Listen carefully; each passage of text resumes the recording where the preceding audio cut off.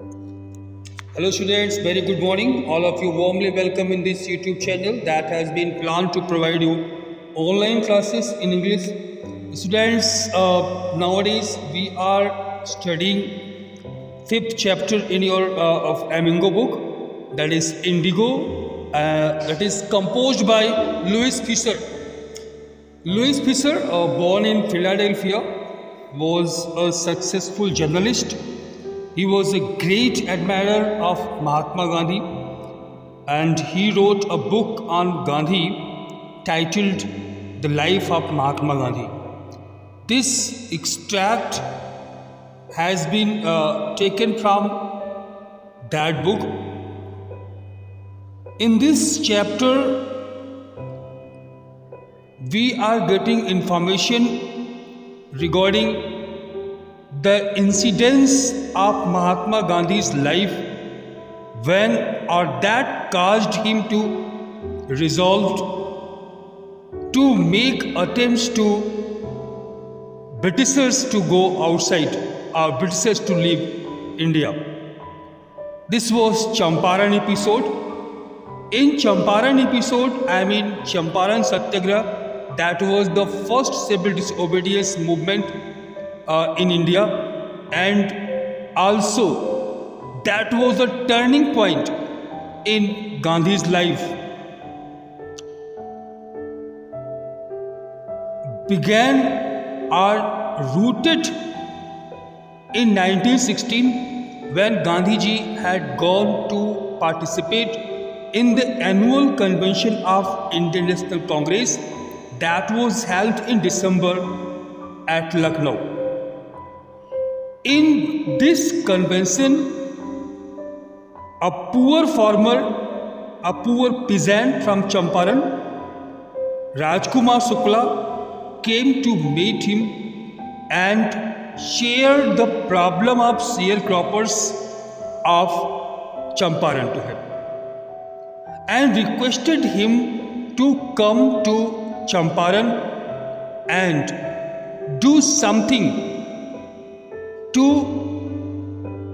improve the situation of sharecroppers.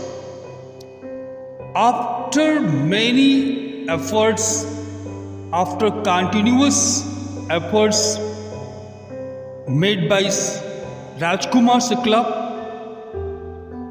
Gandhi decided to go to Champaran. He reached over there at the very crucial point. This was the point when sharecroppers were facing acute problem. What was that problem? What was the problem of sharecroppers? Though I had explained in earlier classes, sharecropping was a system that was prevailing in Champaran and adjoining areas from a very ancient times. It was a very old agreement that has started this system.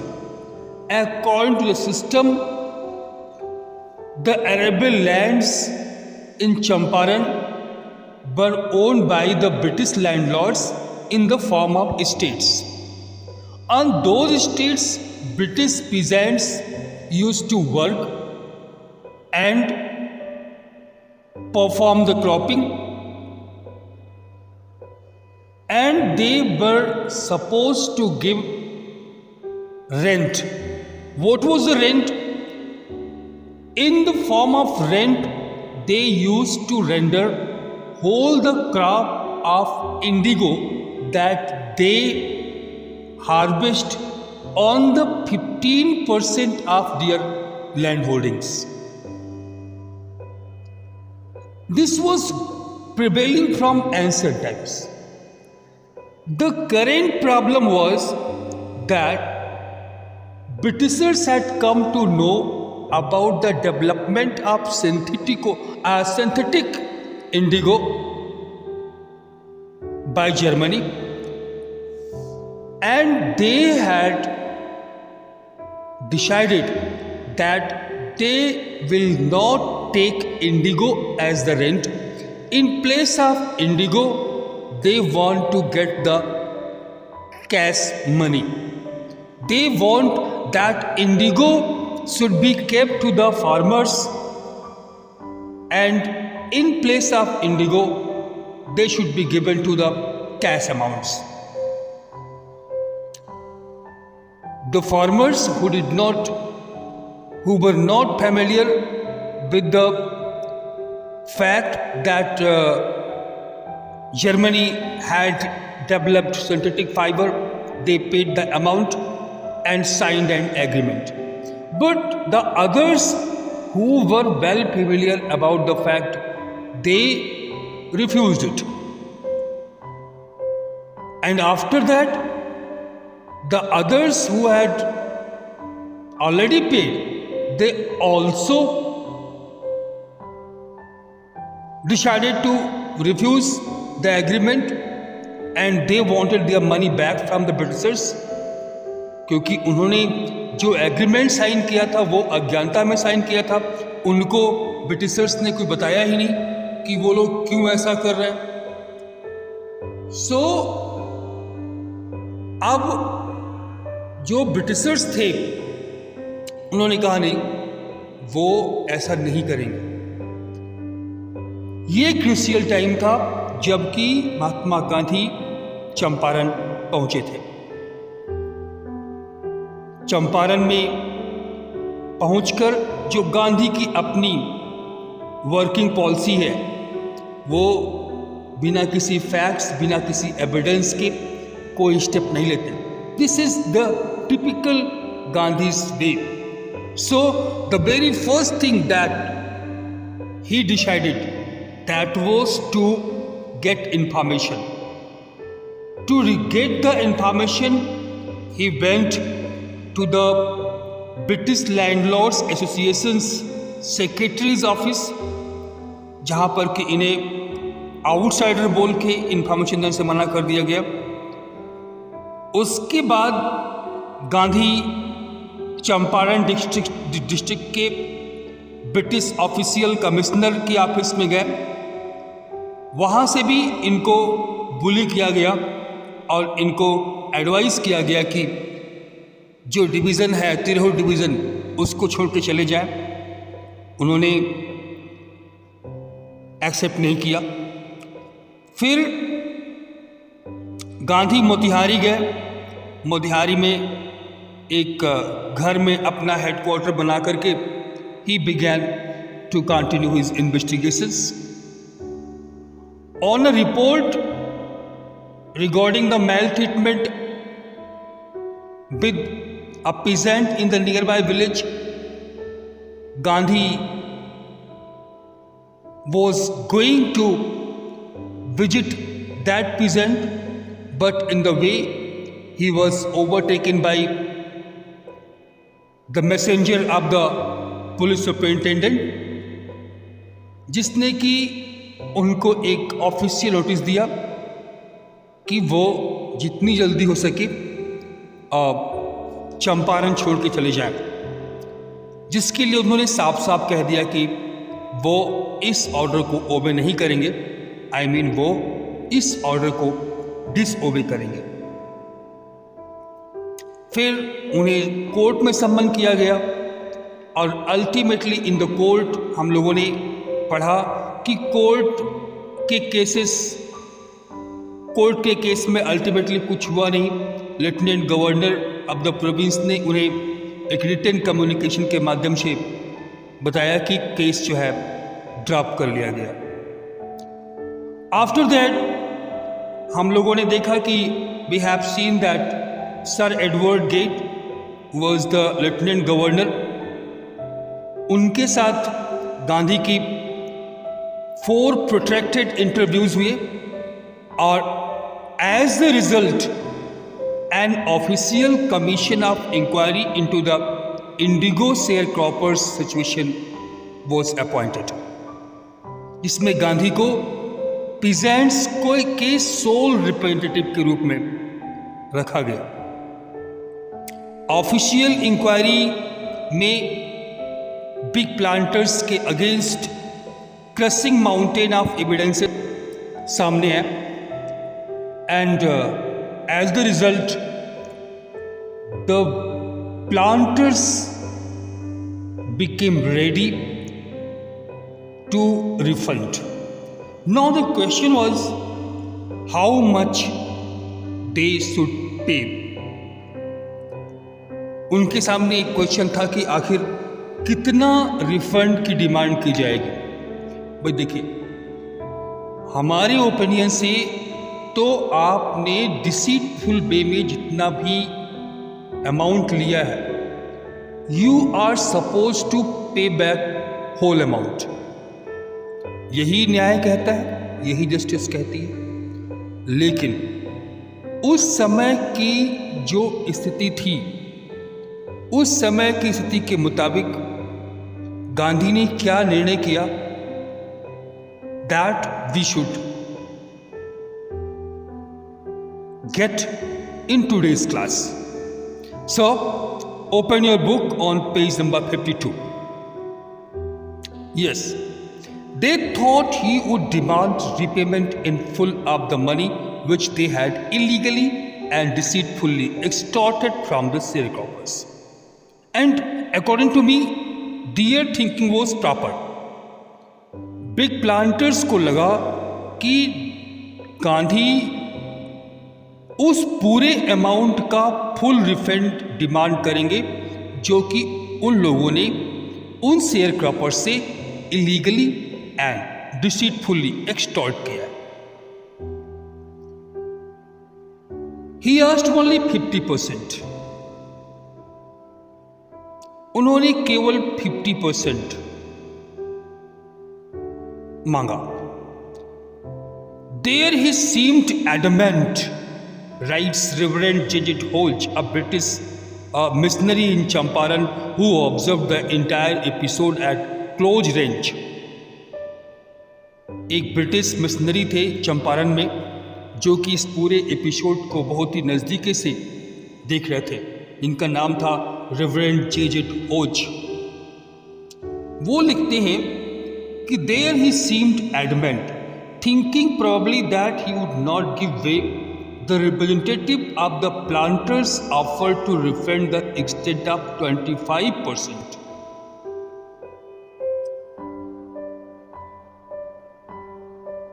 उनकी ये सोच थी, वो थोड़ा सा adamant थे, ये सोचते हुए कि शायद वो जो है एक्सेप्ट नहीं करेंगे।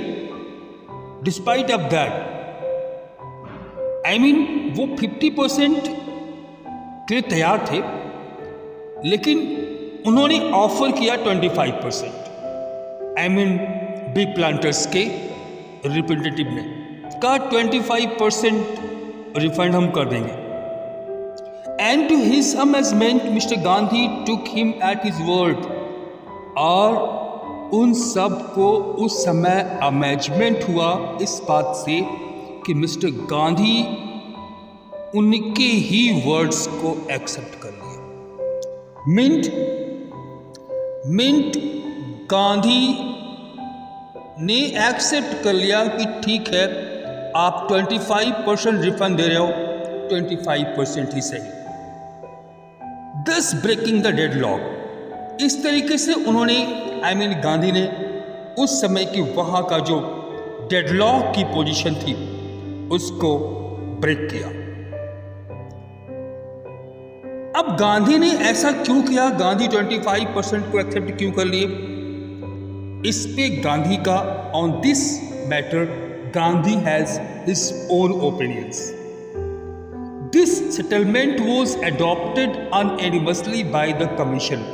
इस सेटलमेंट को कमीशन ने अनएनिमसली बिना किसी विरोध के निर्विरोध रूप में एडॉप्ट कर लिया। Gandhi explained that the amount of the refund was less important than the fact that the landlords had been obliged to surrender part of the money and with it part of their prestiges. Gandhi ji का जो explanation था इस मुद्दे पे वो ये था कि उस समय के परिप्रेक्ष्य में जो रिफंड आ रहा था वो रिफंड उतना इम्पोर्टेंट नहीं था जितना कि ये फैक्ट कि लैंडलॉर्ड्स पैसे के रूप में कुछ पार्ट सरेंडर करने को तैयार हुए थे और पैसे के रूप में वो जो दे रहे थे उसके साथ साथ वो अपनी प्रेस्टीज भी सरेंडर कर रहे थे। Along with the money, the Britishers were surrendering their prestige also. भाई चंपारण और एडजॉइनिंग एरियाज के बिहार के जितने भी एडवोकेट्स थे वो कोर्ट केस कर करके थक गए थे, लेकिन आज तक कभी भी ऐसा नहीं हुआ कि ब्रिटिशर्स हारे हों। एटलीस्ट किसी तरीके से ब्रिटिशर्स ने अपनी डिफीट, अपनी हार एक्सेप्ट किया। Therefore, as far as the peasants were concerned, the planters had behaved as lords above the law. इसलिए मतलब कि अभी तक क्या था, अभी तक पीजेंट्स का जहां तक कॉन्सर्न था, प्लांटर्स ने आज तक लॉ के ऊपर लॉर्ड के रूप में उनके साथ बिहेव किया था। Now the peasants saw that he had rights. अभी पीजेंट्स ने देखा कि उनके भी अपने राइट्स हैं और उनको भी डिफेंड करने वाले लोग हैं। इस तरीके से पीजेंट्स ने करेज सीखा। तो peasants learned courage. Events justified Gandhi's position. उसके बाद की जो घटनाएं हुई उनसे गांधी की जो पोजीशन थी that got justified. Within a few years the British planters abandoned their estates. उसी के कुछ सालों बाद ब्रिटिश प्लांटर्स ने अपने स्टेट्स को अबैंडन कर दिया, विच रिवर्ट टू द पीजेंट्स, जो कि पीजेंट्स को मिल गया। जो पीजेंट्स जिस स्टेट पे खेती करते थे वो उनको दे दिए गए। Indigo share cropping disappear from Champaran. और इसी के साथ जो चंपारण में इंडिगो क्रॉपिंग थी, इंडिगो शेयर क्रॉपिंग थी, वो खत्म हो गई। Gandhi never contented himself with large political or economic solutions. This was the Gandhi's way, that he never contented just on the solutions based on politics and economics. केवल political और economic solutions से कभी संतुष्ट नहीं हुए थे वो। He saw the cultural and social backwardness in the Champaran villages and wanted to do something about it immediately. उन्होंने चंपारण के गांव में कल्चरल और सोशल बैकवर्डनेस को देखा था और वो चाहते थे कि वो जो बैकवर्डनेस है कल्चरल और सोशल वो भी वहाँ से ख़त्म हो जाए। For that he appealed for teachers. उन्होंने टीचर्स से अपील किया। Mahadev Desai and Narhari Parikh, two young men who had just join Gandhi as disciples. Mahadev Desai और नरहरि पारिक जिन्होंने अभी अभी गांधी को उनके शिष्य के रूप में जो है ज्वाइन किया था। एंड दियर वाइफ्स, और उनकी पत्नियां भी, सब लोगों ने वॉलंटियर किया फॉर द वर्क। सब ने अपने आप को इस काम के लिए वॉलंटियर किया। Several more came from Bombay, Poona and other distant parts of the land. उनके साथ ही साथ ढेर सारे और लोग दूर दूर से, बॉम्बे से, पूना से और दूर दराज के एरिया से वहां पहुंचने लगे। Devdas, Gandhi's youngest son, arrived from the आश्रम। देवदास जो ही गांधी के सबसे छोटे बेटे थे वो सेवाग्राम आश्रम से वहां पहुंच गया। And so did Mrs Gandhi, और मिसेस गांधी भी वहां पहुंच गई। Primary schools were open in 6 villages. 6 गांव में प्राइमरी स्कूल्स खोले गए। Kasturbai taught the some rules on the personal cleanliness and community sanitation. Kasturbai वहाँ पे पर्सनल क्लीनलीनेस और कम्युनिटी सैनिटेशन पे आश्रम के रूल सिखाया करती थी। हेल्थ कंडीशंस वर मिजरेबल। वहाँ की जो हेल्थ कंडीशंस थी वो मिजरेबल थी। Gandhi got a doctor to volunteer his service for 6 months.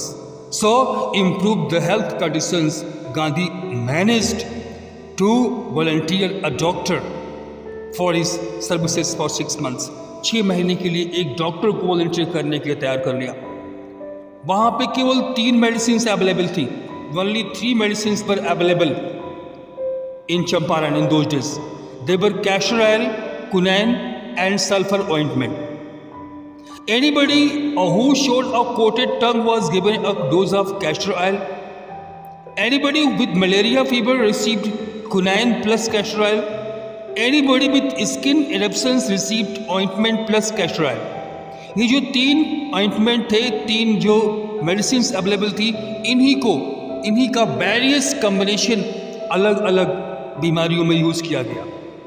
किसी को अगर कोटेड टंग था तो उसको कैस्टर ऑयल दिया गया, मलेरिया के लिए क्विनाइन प्लस कैस्टर ऑयल दिया गया, स्किन इरप्शंस के लिए ऑइंटमेंट प्लस कैस्टर ऑयल दिया गया। Gandhi notice the filthy state of women's clothes. Gandhi ने वहाँ ऑब्जर्व किया था कि यहाँ की जो महिलाएं हैं, महिलाओं के कपड़े बड़ी गंदी स्थिति में हैं। इसके लिए he asked Kasturbai to talk to them. उन्होंने कस्तूरबाई से कहा कि वो जाकर के महिलाओं से बात करें। सो वन वुमन टुक कस्तूरबाई इनटू हर हट। एक महिला कस्तूरबाई को अपनी झोपड़ी में ले गई और कही, look there is no box. देखिए आई मीन अपनी मिजरेबल कंडीशन को दिखाने का प्रयास किया उस महिला ने। कहा देखिए उनके पास कोई बॉक्स नहीं है, कोई कबर्ड नहीं है कपड़े रखने के लिए, और सबसे बड़ी चीज कपड़े ही नहीं है। The sari I am wearing is the only one I have. जो साड़ी वो पहन रखी थी वो इकलौती साड़ी थी उसके पास, उसके अलावा कोई और साड़ी नहीं थी उसके पास। During his long stay in Champaran, Gandhi kept a long distance watch on the ashram. ऐसा नहीं है कि जब वो यहाँ पर चंपारण में इतने लंबे समय तक रहे तो जो है आश्रम को पूरा छोड़ दिया, नहीं। उन्होंने दूर से ही लॉन्ग डिस्टेंस नजर रखी आश्रम पे। वहां से ही sent regular instructions by mail and asked for financial accounts. वहीं से मेल के द्वारा इंस्ट्रक्शंस दिया करते थे रेगुलरली, और फाइनेंशियल अकाउंट्स के बारे में भी इंफॉर्मेशन लिया करते थे। Once he wrote to the residents that it was time to fill in the old latrine trenches and dig new ones. एक बार यहाँ तक मतलब उन्हें लैट्रिन ट्रेंचेस की भी चिंता हो रही थी। वो वहाँ से जो है वो वो पूरी की पूरी गाइडलाइन देते थे। उन्होंने कहा था कि ऐसा है कि अब लैट्रिन ट्रेंचेस को, पुराने जो लैट्रिन ट्रेंचेस हैं उनको जो है भर करके नए खोदने का समय हो गया, अदरवाइज उनसे फाउल स्मेल्स निकलना शुरू हो जाएगी। The Champaran episode was a turning point in Gandhi's life. ये बड़ा इंपॉर्टेंट पॉइंट है, इसको समझिएगा आप लोग। चंपारण एपिसोड जो था वो गांधी की लाइफ का टर्निंग एपिसोड बन गया। उन्होंने कहा, what I did, he explained, was a very ordinary thing. He told that whatever he did, that was not anything extraordinary. That was very ordinary thing. जो मैंने किया वो बहुत ही ordinary thing था। I declared that the British could not order me about in my own country. मैंने declare कर दिया उस दिन कि ब्रिटिश हमारे अपने देश में हमें ऑर्डर नहीं कर सकते। इस तरीके से ये एक टर्निंग पॉइंट बन गया, क्योंकि उसके पहले गांधी एक पिटिशनर्स थे, अपील किया करते थे ब्रिटिश रूल से कि उनकी ये डिमांड्स जो है पूरी की जाएं। लेकिन इसके बाद गांधी का क्विट इंडिया मूवमेंट शुरू हुआ। वो गांधी को ब्रिटिशर्स को देश से बाहर निकालने के लिए प्रयास शुरू कर दिए। But Champaran did not begin as an act of defence. लेकिन इसके लिए गांधी ने डिफाई नहीं किया, नहीं, डिफेंस के द्वारा शुरुआत नहीं किया गया। It grew out of an attempt to alleviate the distress of large numbers of poor peasants. ये एक प्रयास के द्वारा शुरू हुआ और वो प्रयास था बड़ी संख्या में जो गरीब पीजेंट्स थे उनके डिस्ट्रेस को एलिविएट करने का प्रयास। उस प्रयास के माध्यम से उनकी ये डिमांड सामने आई। This was a typical Gandhi pattern. ये गांधी का टिपिकल पैटर्न था। उनकी पॉलिटिक्स में practical day to day problems of the millions, उनकी पॉलिटिक्स में मिलियंस की practical day to day problems intervene हुआ करती थी। This was not a loyalty to abstractions. उनकी जो है abstractions के प्रति कोई लॉयल्टी नहीं थी। नहीं, abstraction is a general idea not based on something or any particular person. ये किसी पर्टिकुलर पर्सन या किसी एक व्यक्ति की समस्या पर उनका काम नहीं होता था। उनकी लॉयल्टी किसी एक व्यक्ति या किसी एक के लिए नहीं था। नहीं, it was a loyalty to living human being. उनकी जो लॉयल्टी थी वो लिविंग पर्सन्स के लिए थी, ह्यूमन बीइंग्स के लिए थी। In everything Gandhi did, moreover he tried to mold a new free Indian who could stand on his own feet and thus make India free. हर चीज में whatever गांधी did, गांधी ने जो कुछ भी किया उस हर चीज में उन्होंने, इनका प्रयास यही था कि वो एक न्यू फ्री इंडियन को मोल्ड करते थे कि वो खुद अपने पैरों पर खड़े हो सके और खुद इंडिया को फ्री कर सके। Early in the Champaran action, जब चंपारण वो गए थे उसके शुरुआती दिनों में ही Charles Freer Andrews, the English pacifist who would become a devoted follower of the Mahatma, came to bid Gandhi farewell before going on a tour of duty to the Fiji islands. जब ये चंपारण के उन दिनों में चार्ल्स फ्रियर एंड्रयूज, जिन्हें हम Andrews के भी नाम से फेमसली एंड्रयूज के नाम से जानते हैं, एक इंग्लिश पैसिफिस्ट थे और वो महात्मा के डिवोटेड फॉलोवर थे। वो गांधी को फेयरवेल बोलने के लिए आए थे क्योंकि वो फिजी आइलैंड्स में अपने कुछ काम को करने के लिए जा रहे थे। Gandhi's lawyers friends thought it would be good idea for Andrews to stay in Champaran and help them. Gandhi के जो लॉयर फ्रेंड्स थे, उनको लगा कि एंड्रयूज अगर यहाँ रुक जाते हैं और चंपारण मैटर में उनकी हेल्प करते हैं तो it will be good idea, अच्छा आइडिया होगा। और एंड्रयूज को कोई प्रॉब्लम नहीं थी वहाँ रुकने में और इन लोगों की हेल्प करने में। Andrews was willing if Gandhi agreed. Andrews तैयार थे, लेकिन उन्होंने कहा कि अगर गांधी जी खुद एग्री करेंगे तो। But Gandhi was vehemently opposed. But Gandhi इस आइडिया से पूरी तरीके से अपोज में थे। उन्होंने कहा, you think that in this unequal fight it would be helpful if we have an Englishman on our side. उन्होंने कहा कि आपको लगता है कि इस अनइक्वल फाइट में ये हेल्पफुल होगा कि अगर हमारी साइड में कोई इंग्लिशमैन हो जाएगा तो।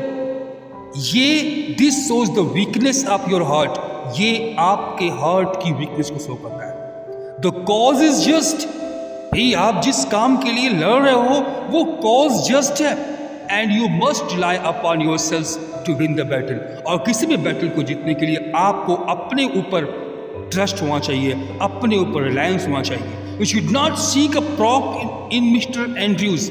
आपको मिस्टर एंड्रयूज में अपनी बैसाखी नहीं खोजनी चाहिए because he happens to be an Englishman. क्यों? क्योंकि वो एक अंग्रेज है और आपकी लड़ाई अंग्रेजों से है। तो आप अंग्रेजों में, आप एक अंग्रेज मैन से प्रॉप खोज रहे हो, ये सही तरीका नहीं है। He had read our minds clearly. Rajendra Prasad comments, Rajendra Prasad ने कमेंट किया कि यार इन्होंने तो, ये जो जादूगर हैं ये हमारे माइंड को पढ़ लिए। And we had no reply. और उस समय राजेंद्र प्रसाद जी ने कहा कि हमारे पास कोई ऑप्शन नहीं था। Gandhi in this way taught us a lesson of self-reliance. इस तरह से गांधी जी ने हम लोगों को सेल्फ रिलायंस का लेसन दिया. Self reliance, Indian independence and help to sharecroppers were all bound together. Self reliance, Indian independence और शेयर क्रॉपर्स की हेल्प, ये सब एक दूसरे में बाउंड थे. So in this way, students, in today's class I have finished the chapter Indigo. We shall meet again with a new chapter in the next class. By then, stay safe, stay away, maintain social distancing. Thank you. Have a nice day.